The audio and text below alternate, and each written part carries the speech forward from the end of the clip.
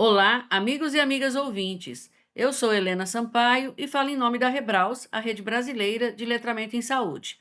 Hoje enfocamos as percepções das mulheres ribeirinhas sobre o exame de Papa Nicolau à luz do letramento em saúde. E quem vai falar sobre isso é o Hiroshi Saldanha, que é enfermeiro e doutorando em enfermagem pela Universidade do Estado do Pará, que é associada à Universidade Federal do Amazonas. Tudo bem, Hiroshi? Bem-vindo! Oi, professora, tudo bem? É um prazer estar com a senhora esta manhã, né, contribuindo com o podcast da Rebraus.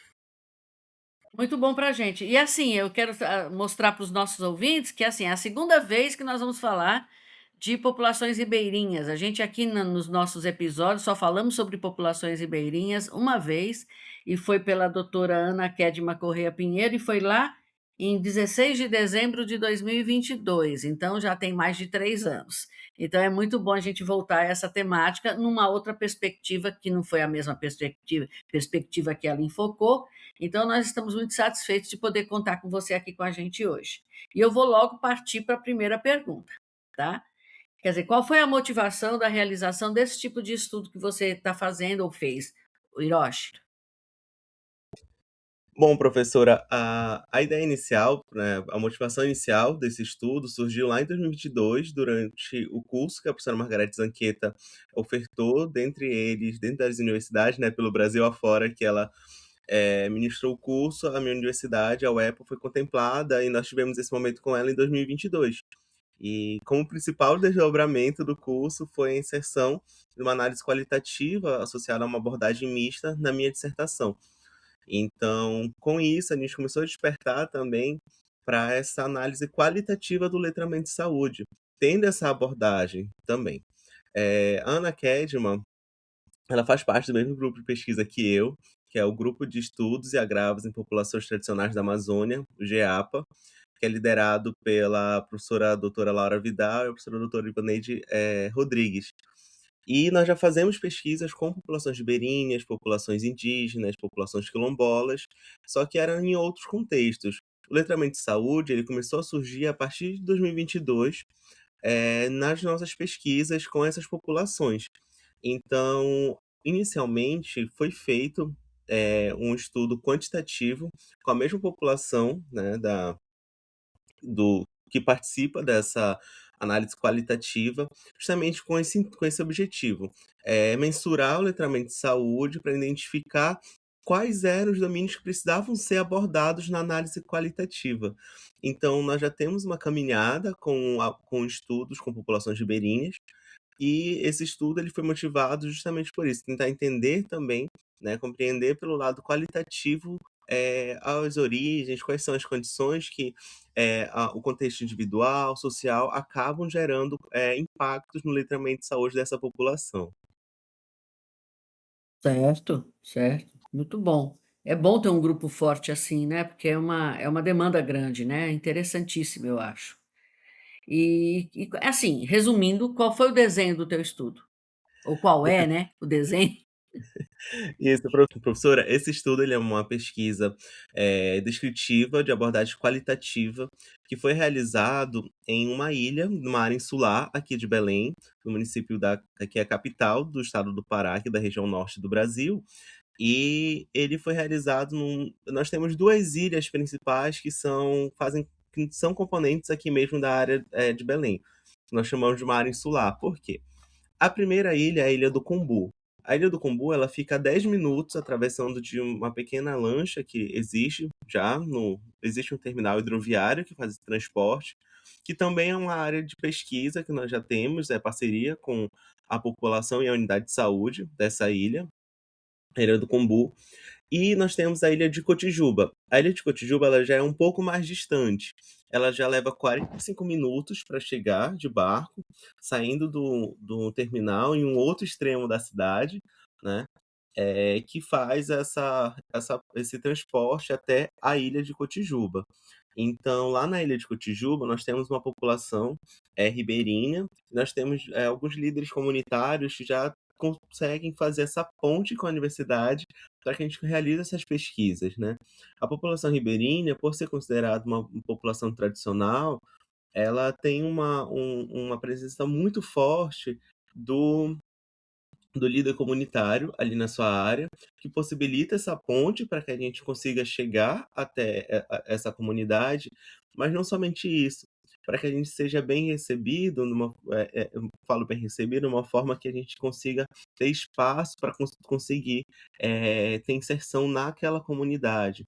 Ser vistos assim como pesquisadores, que nós não vamos, né, levar prejuízos ou danos, e em si realizar pesquisas, e que essas pesquisas elas vão ser divulgadas, a população já tem essa consciência sobre como é que funciona, assim, de fato, a pesquisa. Então, o cenário da pesquisa foi a Ilha de Cotijuba, e nós tivemos 30 mulheres participantes que são residentes da ilha, ou seja, elas vivem na ilha, né, moram, fazem uma migração pendular para Belém para fazer, consultas, alguns exames, ou até conseguir acesso a instituições bancárias, outras coisas que necessitem contato, na região aqui de Belém mesmo, mas, elas possuem residência fixa mesmo na ilha. A técnica para coleta de dados, né, a produção de dados, ela foi guiada por entrevistas semi-estruturadas, por um roteiro que foi criado para conduzir essas entrevistas, né. E esse roteiro, inicialmente, eram feitas perguntas, sobre o perfil sociodemográfico para a gente levantar, né, fazer o primeiro levantamento sobre qual seria o perfil dessa população que estaria participando do estudo. Depois, foi realizado perguntas sobre o conhecimento acerca do exame, né, do Papa Nicolau, e quais seriam os acessos, quais seriam as informações que eram fornecidas a elas, como é que elas recebiam essas informações. Além disso, quais seriam a relação dela com a prática de realizar o exame em si.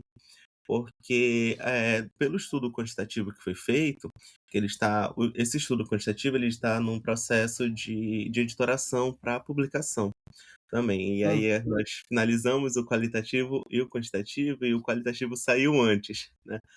Mas o quantitativo também já está no processo de editoração para publicação, né. Então foi identificado que esses foram os domínios, que eram o domínio de acesso, conhecimento e as práticas relacionadas ao exame, e que nós fomos explorar na análise qualitativa do estudo, né. Para análise de dados, foi utilizado o software Amutec, né, por meio da técnica de análise, a classificação hierárquica descendente e uma análise de similitude com as palavras que apresentaram maiores forças diante dos discursos que nós tivemos, né. E o referencial teórico principal que utilizamos foi o referencial teórico de Nutbin, né, como principal base conceitual de letramento de saúde. Maravilha, bem explicado pra gente. Quem quiser fazer isso no outro contexto, já tem as ferramentas todas, né. Isso, professora. Essa abordagem, esse desenho de estudo, na realidade, ele já vem, com algo que nós estamos consolidando dentro do grupo de pesquisa, que é um estudo misto mesmo, explanatório sequencial, onde a parte quantitativa ela é aplicada e depois nós realizamos a parte qualitativa. Tivemos sucesso na minha dissertação, aí como segmento, né, tivemos essas 2 pesquisas, que foi um PIBIC, e esse artigo em si ele é resultado de um TCC, e agora estamos seguindo no na minha tese, onde vou fazer também um estudo misto, só que eu já vou tratar com outra população urbana. Mas essa abordagem foi construída e consolidada, inclusive com a professora Margarete, enquanto eu estive lá no Canadá com ela, fazendo intercâmbio acadêmico, como segmento e fortalecimento dessa abordagem. Então nós estamos seguindo, né, e consolidando mais esse tipo de abordagem dentro do grupo de pesquisa. É muito legal. Você sabe que eu sou uma pessoa, enquanto pesquisadora, extremamente quantitativista. Então eu só trabalho com análise quantitativa e só tenho segurança para fazer isso. E aí, ultimamente, eu sou professora tanto do programa acadêmico de saúde coletiva como o profissional de gestão em saúde. Nesse profissional de gestão em saúde, os gestores, eles precisam de muita coisa que a avaliação não é quantitativa, é qualitativa. E aí eu estou começando a tentar entender. Aí eu falei para o pessoal: olha, eu prefiro que vá com alguma coisa que tenha um software, para que eu não fique tão perdida na hora que vocês me trouxerem categorias, que vocês forem fazer as avaliações. E aí eu tenho alguns alunos agora que estão trabalhando com o Iramutec, aí eu estou tentando entender o Iramutec. Aí eu acho ele complicadíssimo. Eu acho muito complicado. E aí eu estava falando com essa uma das minhas alunas que vai trabalhar com isso, que ela trabalha em ouvidoria, e eu falei para ela, olha, eu vou chamar para a tua banca de qualificação gente que trabalha com Iramutec, porque eu não sei se as análises que ela está fazendo são realmente as análises melhores para serem feitas. Então tem que fazer parceria quando a gente não domina. Mas eu tive que me curvar, porque esse pessoal da gestão tem muitas análises que para eles é mais qualitativa mesmo do que quantitativa, né? Então interpretar, por exemplo, ouvidoria, interpretar manifestações é uma coisa que não, né, não tem como quantificar, né? São manifestações. Então, eu estou enveredando por aí, mas você está falando, eu estou achando tudo muito complicado. Você está sendo super claro, mas eu acho que você tem o trabalho danado para fazer isso aí. Isso, professora. Na realidade, lidar com o Iramutec, ele é um software, ele facilita muito, inicialmente por ele ser gratuito. Então, por ele ser gratuito, a gente já tem essa maior facilidade para acessá-lo, né? Só que ele tem algumas demandas que são um pouco específicas. Para você preparar o corpus do para você preparar o corpus para que ele seja inserido no software, tem toda uma linha de comando, tem algumas palavras que você precisa padronizar para que essas palavras não sejam interpretadas pelo software, né, quando ele for fazer a análise lexical, para que ele não entenda como duas palavras diferentes. Por exemplo, se a gente tiver colocado no corpus letramento em saúde, sem o hífen juntando, ele vai entender como três palavras diferentes. Mas se a gente colocar Hum, letramento em saúde junto com o hífen, juntando as três palavras, então ele vai entender como uma palavra só. Então existe peculiaridades, existe grandes especificidades que precisam no Iramutec. Então é justamente isso mesmo. Quando a gente teve a aproximação com o Iramutec, foi quando a professora Laura Vidal e a professora Ivaneide fizeram o pós-doc delas na USP de Ribeirão.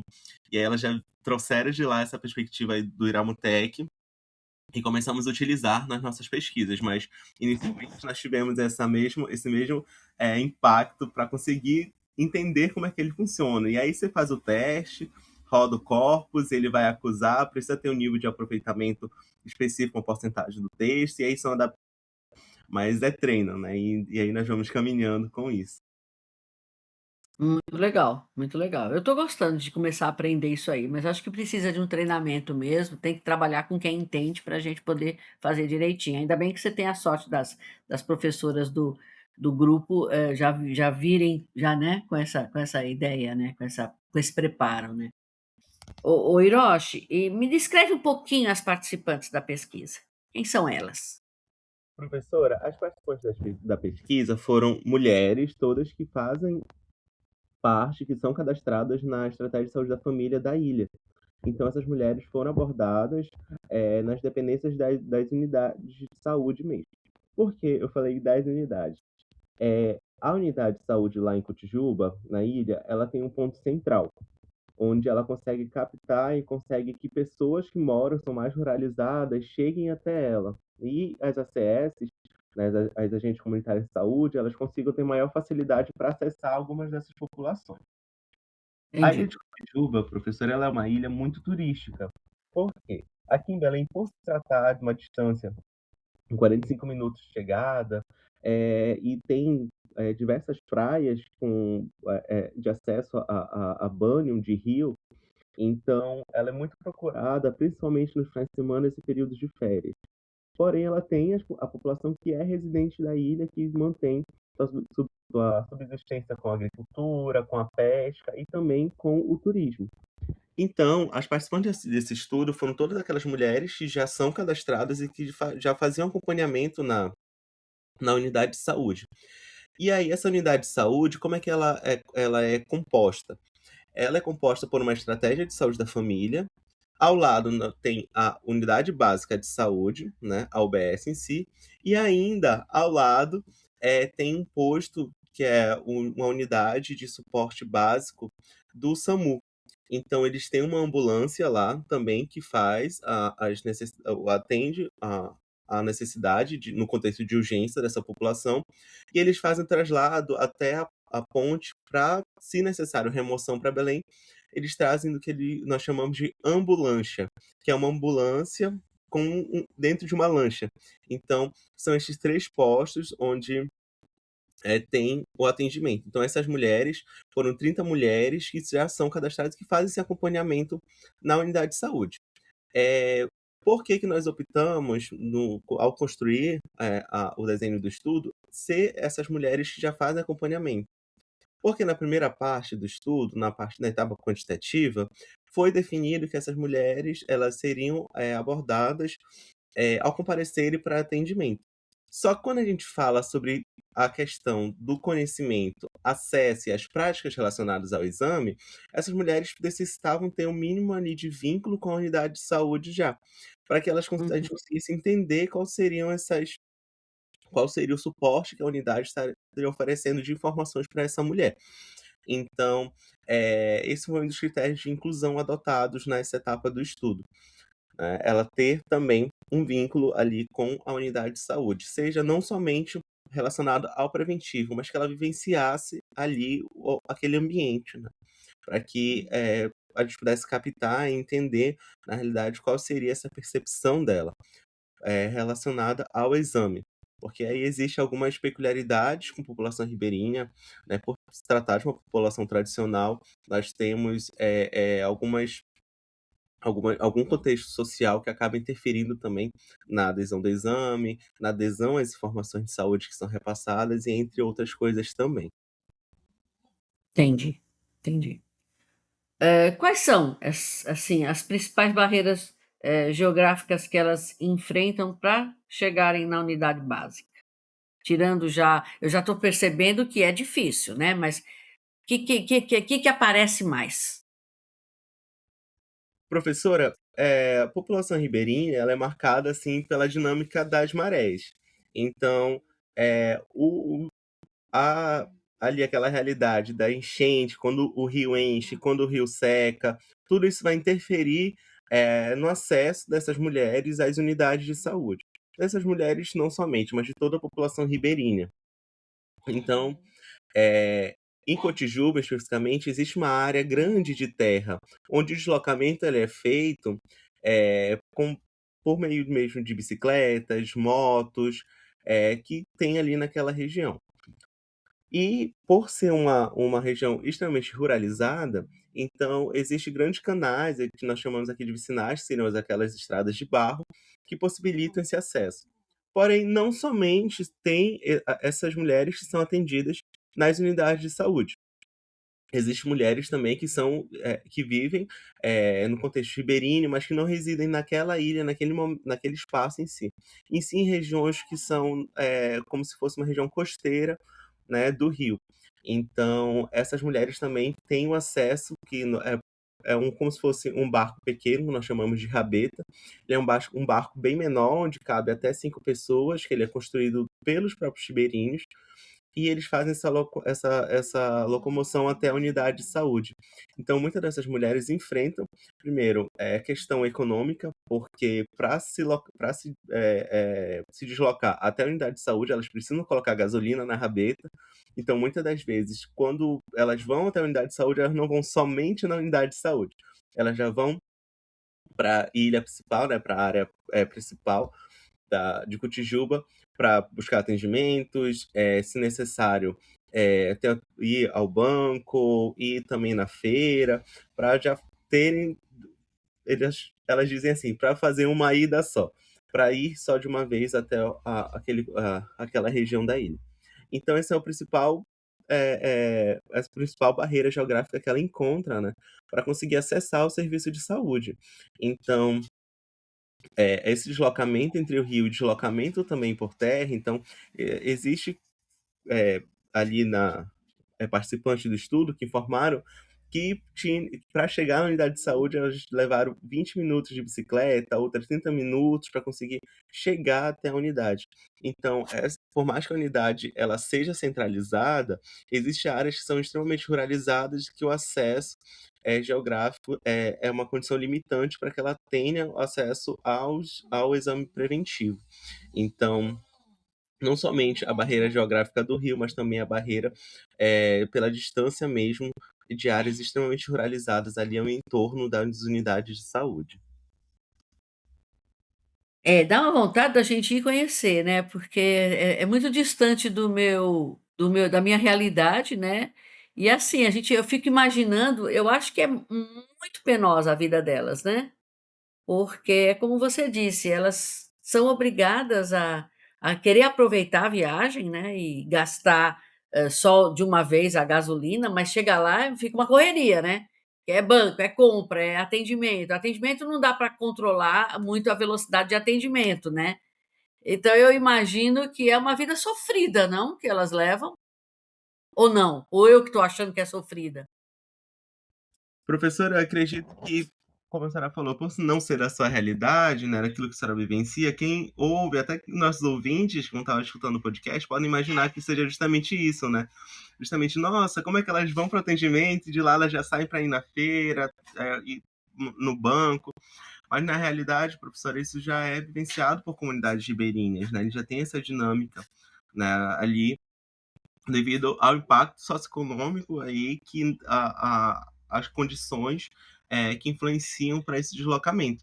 Então, na maioria das vezes, isso já é uma rotina entre eles. Então, se a rabeta comporta até 5 pessoas, vão três, uma vai para a unidade de saúde, não necessariamente são da mesma família, às vezes a mesma pessoa que mora numa casa ao lado já vão juntos, então um vai para a cidade, um vai busca um atendimento, o outro já busca fazer a feira, e assim vai no cotidiano delas. Então, Uhum. isso é bem presente, esse contexto, no contexto ribeirinho. É, aquela velha história, né, a gente não vive lá, a gente acha que é uma coisa, quem vive lá já algumas coisas que para nós são estranhas ou dificultosas, para eles já está incorporado na rotina do dia a dia, né, tem isso Exato, também. professora, é isso mesmo.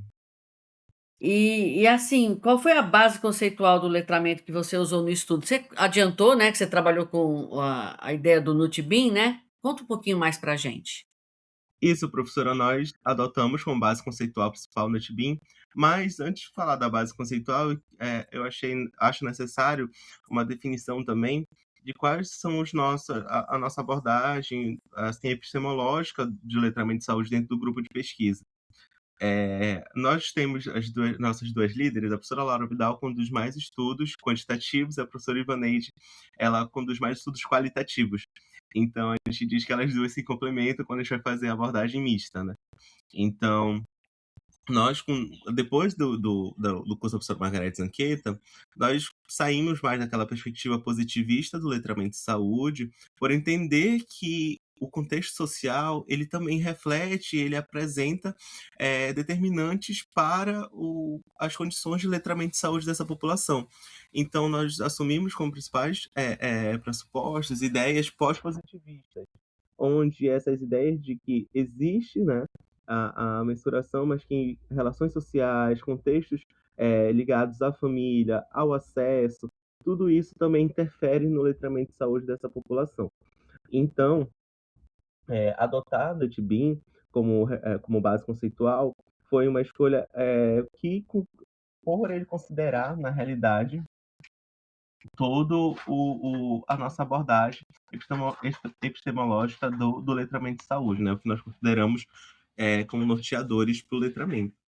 E NUTBIM, ele define letramento de saúde como um conjunto de competências cognitivas e sociais que vão determinar a motivação e a capacidade dos indivíduos em obter, compreender e utilizar as informações de forma a promover e manter uma boa saúde.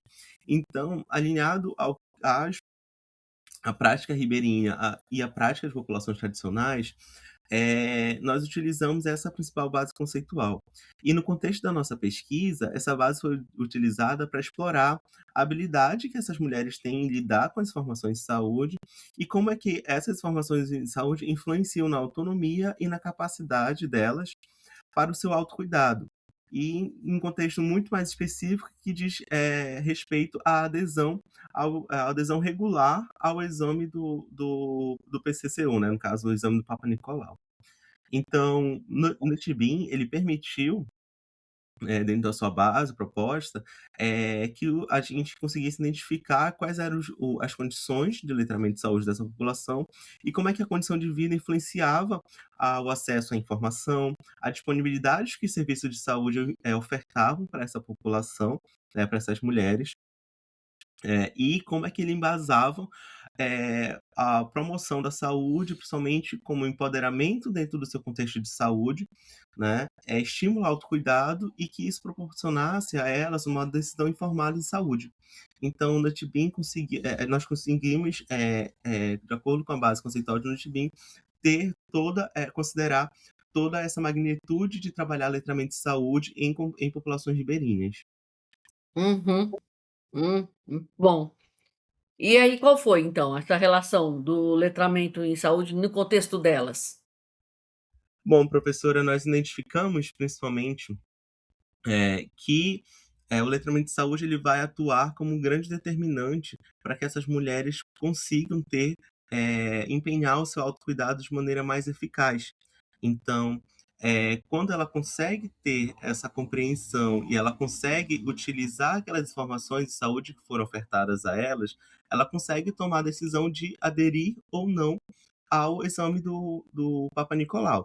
A partir disso, foi identificado que o letramento de saúde dessas mulheres, ele apresentava, algumas limitações. E essas limitações implicavam diretamente no seu autocuidado. Por quê?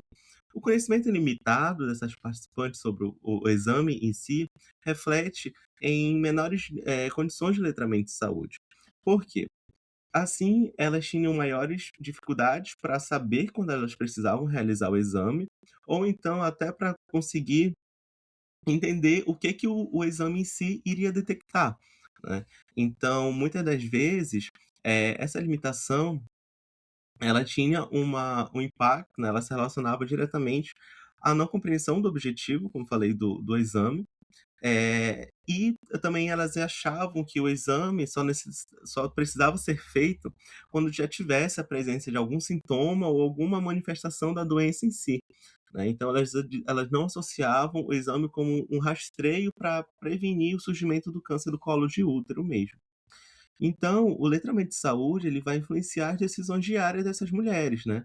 Mas também não somente essas decisões, ele vai influenciar a motivação para ela obter, né, e usar essas informações de maneira favorável à manutenção da sua boa saúde.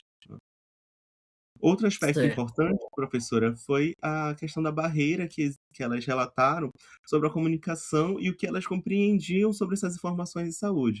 Elas relatavam que os profissionais de saúde utilizavam muitos termos técnicos e que muitas das vezes elas não entendiam aquilo que era repassado a elas, né. Então, o letramento de saúde também, ele a nossa análise por meio do letramento de saúde identificou essa necessidade de utilizar uma linguagem mais facilitada. Muitas das vezes, elas relatavam que: "Ah, Papa Nicolau, não sei o que é o câncer do colo de útero, eu não sei o que é o Papa Nicolau".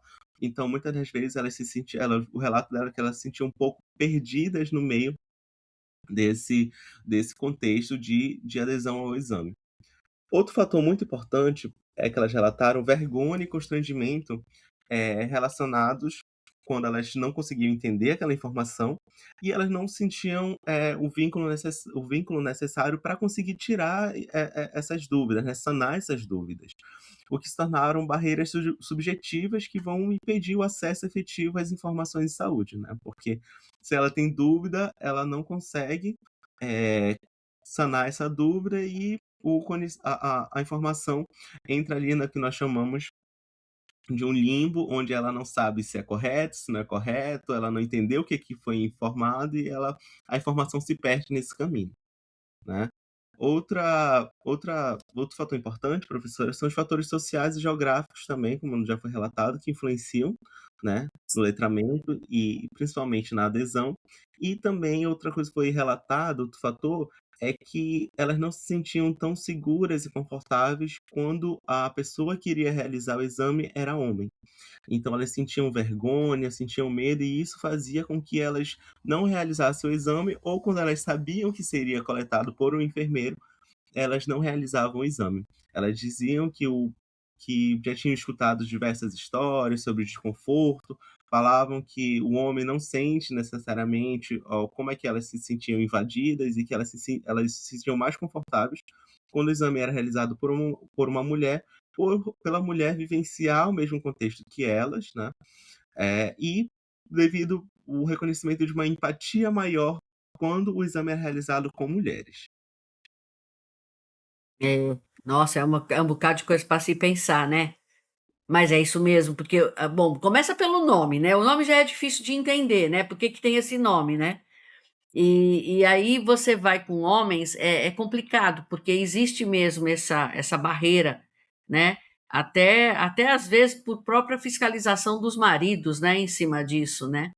Então é complicado para elas e precisa mesmo de uma sensibilidade profissional, né? Para poder encarar esse momento e transmitir a empatia necessária. Pelo que você está dizendo, teve bastante, vamos dizer, munição para delinear ações de intervenção para melhorar essa adesão, para melhorar essa sensação, para melhorar esse processo comunicacional do profissional com elas, né?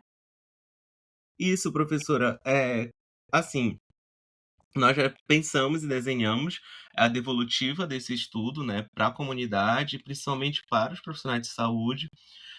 Como ele disse, já temos uma parceria com a unidade de saúde, né, com os líderes comunitários que possibilitam é, essa criação de vínculo com eles. Então, a universidade, nós já adentramos esse campo rotineiramente, né, no semestre. Por quê? Nós temos uma disciplina ao longo da formação do bacharelado em enfermagem, mesmo da graduação, que é a disciplina de populações tradicionais da Amazônia, a ciência de enfermagem e populações tradicionais da Amazônia. Então, nós já vamos, em campos de prática, né, atender essas populações, principalmente populações ribeirinhas que elas vivem nessa área insular de Belém, ou dos municípios que são conurbados aqui com a cidade de Belém, dentro da região metropolitana. Então, nós já estamos pensando em estratégias de conscientizar esses profissionais, né, mostrar os resultados da pesquisa, de forma a sensibilizar fazer com que eles consigam absorver sobre os conceitos de letramento de saúde dentro da sua prática profissional, né. Então, nós já estamos desenhando, existe uma proposta de utilização já do método Ofélia para aplicação dessas intervenções em saúde com os profissionais de saúde, mas o grupo de pesquisa também está tentando viabilizar a forma de devolutiva para as mulheres que participaram desse estudo, né, como uma forma também, um compromisso social de devolver as informações que foram produzidas com elas, mas também uma forma de promoção à saúde com base no letramento de saúde mesmo, né? Possibilitar a compreensão das informações, identificar quais são as principais dúvidas que elas têm e tentar sanar essas dúvidas ou facilitar a compreensão delas, né? E construir também coletivamente. Por quê, professora? Em populações ribeirinhas existe algo muito forte, que é o letramento de saúde comunitário, em que uma mulher ela tem o conhecimento da informação e ela consegue multiplicar dentro da sua comunidade, dentro do seu contexto social, a informação que ela obteve. Então, isso é extremamente forte dentro de comunidades ribeirinhas e populações tradicionais. Esse letramento de saúde comunitário como forma de disseminar informações de saúde de qualidade. Então, isso é uma das estratégias também que nós estamos pensando em adotar, ao levar essas informações para essa devolutiva, na realidade, para essas mulheres. Que bom que vocês têm uma disciplina já que prepara vocês, né, para trabalhar com eles, né, com essas comunidades tradicionais, muito interessante. E esse feedback que você falou, Hiroshi, é uma coisa muito importante. É um retorno que a pessoa, senão a pessoa se sente utilizada, né, só para gerar pesquisa, né. Eu estava ontem conversando com uma colega que trabalha numa instituição que a gente coletou dados. Nós coletamos dados lá, foram dados interessantes que podem dar um feedback muito bom para a instituição melhorar o atendimento. Mas o que que aconteceu? A nossa doutoranda, ela se engajou em algumas atividades docentes, quando ela terminou o doutorado, no interior do estado do Ceará. E aí, esse retorno para a instituição atrasou. Ele vai acontecer agora, entendeu? Mas ele atrasou. Então, quer dizer, nós terminamos a coleta tipo setembro e até agora nada. Nós já vamos para março. Então, ontem a pessoa que trabalha lá falou assim: cadê vocês, hein? Foi bom trabalhar lá? Foi bom para vocês? Porque realmente, por enquanto, só foi bom para nós, né? Porque ela terminou o doutorado, né? Mas e a gente mandou o projeto é financiado, a gente mandou publicações, mas assim o feedback é fundamental e eu acho que a gente precisa estruturar as pesquisas da gente de um jeito que seja priorizado o feedback imediato. Porque senão realmente fica uma imagem muito ruim. A instituição se sente desconfortável de ter viabilizado a sua participação, e as mulheres, coitadas, elas ficam pensando, no nosso caso foram mulheres também, elas ficam pensando, poxa, passei, nossos instrumentos eram longos, elas passaram dando entrevista para nós de 1 hora e 50 minutos, mais ou menos. Então, o que isso trouxe para mim? Então, acho que o feedback que você cita, ele é importante em todos os contextos, não só para as comunidades. Estou falando só da experiência nossa, para mostrar que em todos os contextos o feedback é necessário e ele deve ser precoce, não é não? Exatamente, professora. Falo muito em comunidades ribeirinhas, porque a minha dissertação foi com comunidades ribeirinhas e também esse estudo ele foi realizado, né, em comunidades ribeirinhas. Assim, toda comunidade tradicional existe um líder comunitário, onde ele vai ser principalmente uma ponte, né, entre o governo, por meio da participação social, com a sua comunidade. Então, muitas das vezes, inicialmente, quando nós começamos a adentrar essas comunidades ribeirinhas, né, começamos a nos aproximar delas para a realização dos estudos, a primeira coisa que o líder comunitário perguntava era assim: olha, você é do governo, você não é do governo, sabe? Então, e justamente a gente escutava esse relato, né? Ah, eu já participei de uma outra pesquisa e não vi nada, né? Não entendi o que estava acontecendo. Então, eu acho que é um compromisso enquanto pesquisador mesmo, né? Levar essa devolutiva para a população, para que eles entendam o que, que foi, o que eles contribuíram, né? O que, que a participação deles possibilitou ser construído, mas entender também que não a gente não pode apenas se inserir naquele contexto, coletar aquelas informações, sair sem como eles falam, né? Sem dar tchau, sem olhar de volta, sem levar ações de educação em saúde, porque acredito que isso é um grande desdobramento da pesquisa, né? Essa devolutiva. E também é uma grande prática de letramento de saúde, né? Estimular a promoção da saúde e também ter, levar ações de educação em saúde para a população. Então, a gente entende as demandas e não damos nenhuma devolutiva, fica aí um ponto de interrogação dentro do processo, né, de formação. Então, dentro do grupo de pesquisa, a gente também já está pensando a forma que a gente consiga levar essa devolutiva para a população. E é justamente isso, professora, que você falou, levar de um tempo menor, né? Nós nos preocupamos em finalizar a dissertação, a tese, o PIBIC, entregar os relatórios, a publicações, e aí depois nós vamos fazer a devolutiva para a população. Eu acho que é justamente os pensamentos assim nos nossos se alinharam nessa perspectiva de levar em tempo hábil, né? Levar com maior celeridade também essa devolutiva para a população. Com certeza. E esse trabalho que você falou que estão pretendendo fazer usando o Ofélia, é legal porque o Ofélia vai engajar, né? Vai engajar todos os interessados. Então, vai engajar as mulheres no processo também. Aí vai ser uma coisa mais legal ainda delas sentirem que estão participando nas decisões, né? Exato, nós temos uma doutoranda agora que entrou na última turma, né, no processo seletivo, e que ela já veio com essa proposta da Ofélia. Inclusive, quem sugestionou para ela foi a professora Catarine, né, da UNB, que participou da banca dela, e aí, da banca da defesa da dissertação, ela já falou: olha, você não pensa em aplicar a Ofélia? Professora Catarine, muito sábia, né? E aí deu essa proposta, né? Como a professora Laura disse, ela jogou para ti a oportunidade, vê se tu vai querer aplicar na tua tese. Eu acho que é uma boa recomendação. Então, ela já vem com essa proposta, está estudando, né? Estamos aguardando a publicação da versão traduzida, que vai facilitar mais o entendimento. mas ela já está desenhando algumas coisas, já está começando a analisar. Como ela está iniciando agora, então ela tem um tempo para conseguir entender mais e aplicar, mas já é uma perspectiva mesmo dela.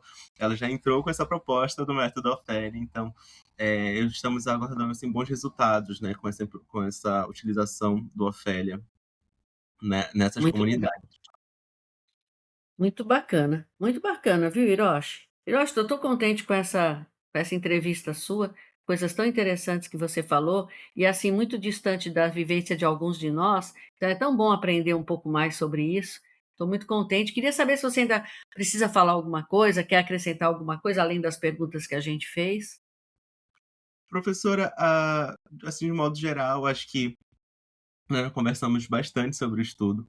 Eu acho que isso nós temos, assim, as pesquisas que nós estamos conduzindo dentro do grupo, nós temos enfoque com populações tradicionais, né, devido ser uma das linhas de pesquisas do grupo. E nós estamos trabalhando nessa perspectiva, né, de explorar o letramento de saúde nessas populações. Nós ainda não conseguimos, em populações quilombolas, mas em populações de povos originários, povos indígenas, nós já estamos concluindo. Eu digo nós enquanto grupo, nós temos uma mestranda que está concluindo o trabalho dela com população indígena e letramento de saúde também. Então, nós esperamos que venha nós estamos muito ansiosos para os resultados que ela vai apresentar para a gente, porque é o primeiro estudo com população indígena. Então, nós estamos seguindo nessa perspectiva. E também, professor, eu queria acrescentar que é um grande prazer contribuir com o podcast da Rebraus. Eu sou um ouvinte desde 2022, quando eu comecei a caminhar no letramento de saúde. Então, a Ana Kedma faz parte do mesmo grupo, né? Foi orientanda da minha orientadora de mestrado e agora doutorado, a professora Laura Vidal. Então, a senhora ter oportunizado ela falar, né, no podcast sobre população ribeirinha, naquela perspectiva quantitativa, foi muito legal, porque ajuda a também outras pessoas que não vivenciam esse contexto, eh, se inserirem, né, e escutarem um pouco mais dessa população. E assim, professora, aqui na nossa região de Belém nós temos uma grande, assim, miscigenação de culturas. Nós temos, assim, populações quilombolas que moram a 12, 15 quilômetros daqui da cidade de Belém, temos populações ribeirinhas, então nós temos um grande objetivo de fortalecer a pesquisa dentro dessas populações, dentro da pós-graduação em enfermagem, porque nós somos o primeiro doutorado em enfermagem da região norte, da UEPA, associado com a UFAM. Então, um dos grandes eixos, né, do nosso programa é fortalecer a pesquisa em enfermagem com populações da Amazônia. Então, é justamente isso uma das nossas propostas e estamos seguindo no caminho do letramento de saúde, nessas populações. Maravilha, Hiroshi. Pois continue, continue que eu estou vendo que as coisas estão vindo mesmo para brilhar no nosso país e assim, né, inserir o letramento em saúde onde ele realmente precisa ser inserido, né? Então, eu estou muito satisfeita, viu? Muito contente mesmo por você ter dado esse tempo para nós, ter concordado em conversar com a gente, tá? Quero agradecer, como eu sempre agradeço nos nossos programas, os nossos ouvintes, que eu acho que eles estão sempre aqui fazendo o podcast crescer, mas eu acho que eles estão aqui fazendo o podcast crescer por causa de vocês, porque vocês vêm com coisas muito interessantes, né? Coisas interessantes, coisas diferentes, coisas inovadoras, e isso vai dando ideias também para as pessoas que querem fazer alguma coisa e sair do lugar comum, né? E avançar um pouco mais na questão da equidade, na questão do respeito, na questão da empatia. Estou muito contente, muito contente. Exato, professora. Eu também estou muito contente de participar. Como eu já disse, sou um grande fã do podcast, mas eu acredito que, como membro da Rebraus também, esse é um dos grandes objetivos da rede, né, de letramento de saúde, é compartilhar conhecimento e construir juntos, né, também esse caminhar ao longo do letramento de saúde. Então, agradeço muito o seu convite, né, para que eu estivesse aqui explicando mais sobre o estudo, sobre como os estudos estão sendo conduzidos e o letramento de saúde nessas populações tradicionais. E é isso, estamos sempre abertos, sempre que a senhora fizer um novo convite, pode contar que estaremos aqui, seja eu, seja outra pessoa do grupo também. É um grande prazer contribuir. Legal, e não espere convite não, se quiserem compartilhar outras coisas que estão fazendo, o canal é aberto aqui, viu. É como você disse, a função da rede é o compartilhamento. Então, se vocês tiverem coisas que vocês achem que é interessante o nosso ouvinte saber, conhecer e até estimular mais ainda, tentáculos na rede, né, é muito bom. Estamos à disposição aqui de vocês, tá bom? Tá bem, professora, eu agradeço muito novamente e estamos à disposição também. Tá bom então. Pois tudo de bom, até o próximo episódio para todo mundo. Tchau, tchau. Tchau, tchau, professora.